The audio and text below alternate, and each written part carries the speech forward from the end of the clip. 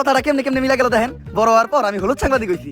কিচ্ছু করার নাই, কপালে যদি চুল ফালানো লেখা থাকে তাহলে চুল ফালিয়ে খাইতে হইব।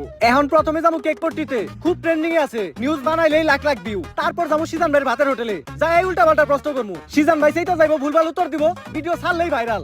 আর যেহেতু দুপুর হয়ে গেছে, ফ্রিতে গরুর মাংস দিয়ে এক প্লেট ভাত ছাটিয়ে দিবো, কাম হইলো খাওয়ানো হইলো।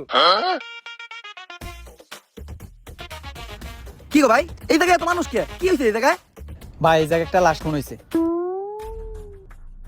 ভাই দেখা তো মনে হইতাছে 6-7 বছরের কোনো বাচ্চা। নিউজটা নিয়ে নিব নাকি? যা বেটা, এটা ট্রেন্ডিং টপিক নাকি? এটা ছালে কি ভিউ হইব? ট্রেন্ডিং টপিক খুঁজ, যেগুলো ছাড়লেই ভাইরাল।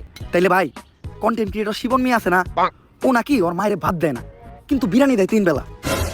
বিরিয়ানি দেয় কাইটা, এই যে ভাত দেয় না, এই জিনিসটা হাইলাইট করে নিউজ বানাইলে কেমন হয়?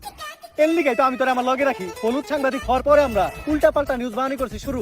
এখন থেকে আমি তোর শিষ্য, তুই আমার গুরু। তাইলে চলেন ভাই, আগে এই নিউজটাই বানাই। স্যার স্যার স্যার দাঁড়ান, একটু দাঁড়ান। স্যার, আপনি করে দেখে মনে হইতেছে আপনারা মিডিয়ার লোক। আমার ছোট্ট একটা বোন মাদ্রাসায় পড়ে, বয়স মাত্র 13। এক জানোয়ারের বাচ্চা ঘরে ধর্ষণ করছে, কিন্তু কোনো বিচার পাইতাছি না।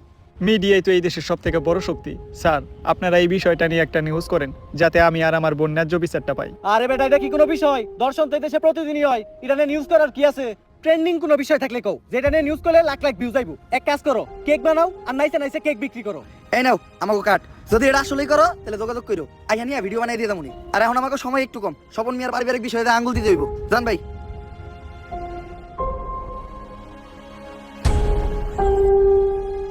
বইনে এক গ্লাস পানি লয় তো।